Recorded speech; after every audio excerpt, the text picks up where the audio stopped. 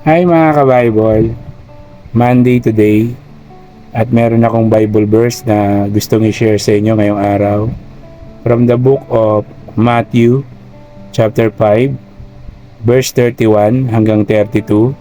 So ito po yung mababasa natin. Sa Mateo chapter 5 verse 31 hanggang 32. So ito yung mababasa natin. Paghihiwalay dahil sa pangangalunya. Sinabi rin naman, kapag pinalayas at hiniwalayan ng isang lalaki ang kanyang asawa, ito'y dapat niyang bigyan ng kasulatan ng paghihiwalay.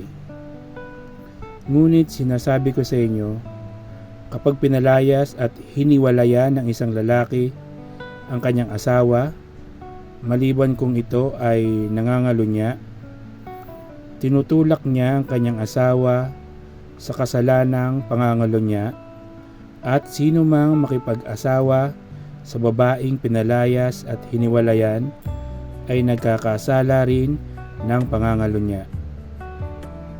Mateo chapter 5 verse 31 hanggang 32.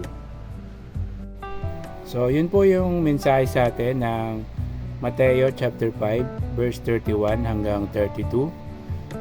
Sana po is nagustuhan niyo po yung Bible verse natin ngayong araw.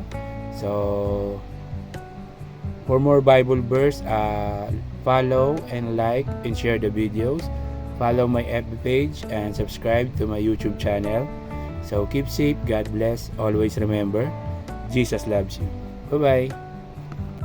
Hi mga ka-Bible, Monday today at meron akong Bible verse na gustong i-share sa inyo ngayong araw from the book of Kawikaan chapter 5 hanggang 6. So ito yung chapter 3 verse 5 hanggang 6. So ito yung mababasa natin.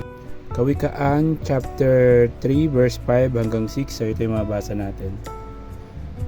Kayawe ka magtiwala buong puso at lubusan, at huwag kang mananangan sa sariling karunungan.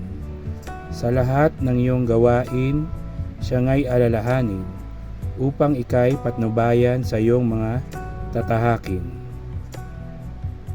So, yun po yung mensahe sa atin ngayong araw ng Kawikaan chapter 3 verse 5 hanggang 6.